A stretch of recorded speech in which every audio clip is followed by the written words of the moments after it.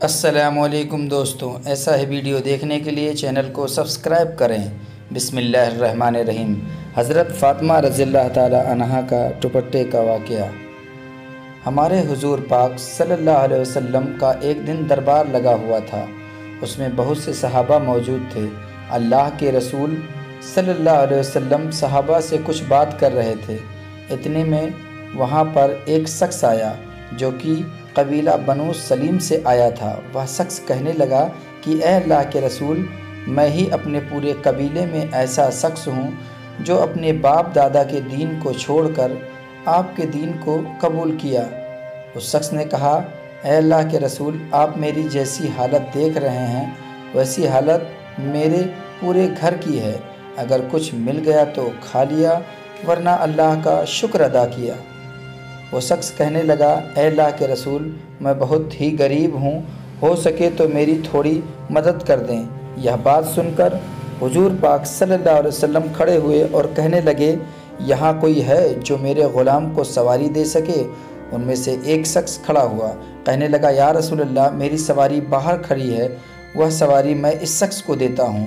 और इसके बाद हुजूर पाक सल्लल्लाहु अलैहि वसल्लम फरमाने लगे, यहाँ कोई ऐसा है जो इस शख्स को कपड़ा दे सके? यह सुनकर हज़रत उस्मान रज़ियल्लाहु ताला अन्हु खड़े हुए और कहने लगे, या रसूल अल्लाह, इसको कपड़ा मैं देता हूँ। यह सुनकर वह शख्स कहने लगा, ए अल्लाह के रसूल, यह सवारी कपड़ा तो ठीक है, लेकिन मैं बहुत भूखा हूँ, हो सके तो मुझे खाना खिला दीजिए।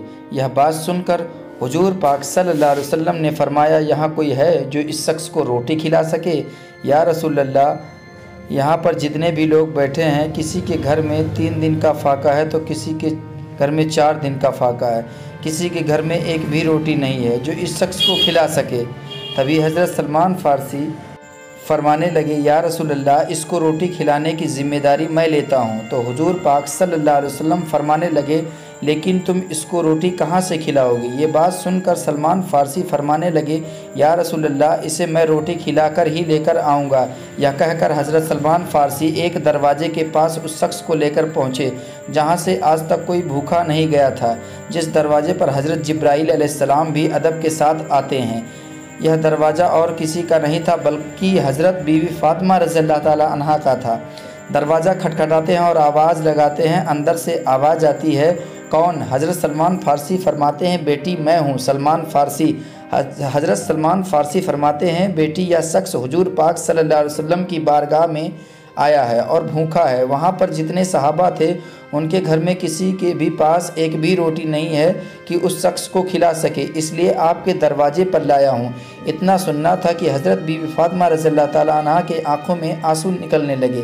हज़रत बीवी फ़ातिमा रज़ियल्लाहु ताला अन्हा फरमाने लगी, ए चचा, 3 दिन हो गया मेरे दोनों शहजादों ने खाना नहीं खाया है। मेरे घर में खाने की कोई भी चीज़ मौजूद नहीं है जो मैं आपको दे सकूं और आप इस शख्स को खिला सकें। आप किसी बहाने से वापस ले जाएं। यह बात सुनकर हज़रत सलमान फ़ारसी की आंखों में आंसू आ गए। सलमान फ़ारसी ने कहा, ए बेटी, मैं इस शख्स को आपके दरवाजे पर बड़ी हसरतों से लाया हूँ।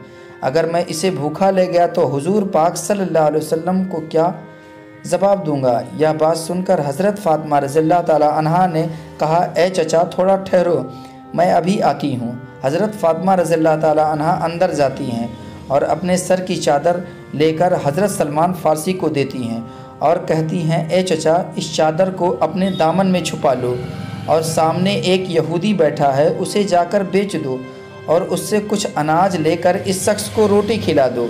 तभी सलमान फ़ारसी उस चादर को लेकर के देखने लगे। तब हज़रत फ़ातिमा रज़ियल्लाहु ताला अन्हा कहती हैं, इस चादर को आम चादर ना समझें, यह चादर मेरे रुखसती के वक्त मेरे अब्बा हुजूर ने मेरे सर पर रखी थी और फरमाया था, बेटी फ़ातिमा, आज मैं तुम्हारे सर पर यह चादर रख रहा हूँ, कल क़यामत के दिन औरतों की सरदारों की चादर मैं तुम्हारे सर पर रखूँगा। तभी हज़रत सलमान फ़ारसी चादर को लेकर यहूदी के दरवाजे पर पहुँचे। यहूदी सलमान फ़ारसी के पास आया। तभी सलमान फ़ारसी कहते हैं कि यहूदी, तुमने आज तक गेहूं के बदले आटा दिया है, लेकिन आज मैं ऐसी बरकत वाली चादर लाया हूँ, आज मैं नबी की बेटी की चादर लाया हूँ। इस चादर को रख लो और इसके बदले आटा दे दो, जिसे उनके घर में आने वाले मेहमान का पेट भर सके। یہودی نے کہا سلمان مجھے یہ تو بتاؤ یہ چادر تم کیوں بیچنا چاہتے ہو؟ تب سلمان فارسی کہنے لگے نبی کی بیٹی کے گھر میں مہمان آیا جو کہ بھوکا ہے اور ان کے گھر میں کچھ کھانے کے لیے نہیں ہے۔ ان کے گھر میں کوئی مہمان آئے اور بھوکا نہ جائے، اس لیے حضرت فاطمہ نے اپنے سر کی چادر دی ہے اور کہا ہے کہ اسے بیچ کر کچھ آٹا لے آؤ اور اس کا پیٹ بھر جائے۔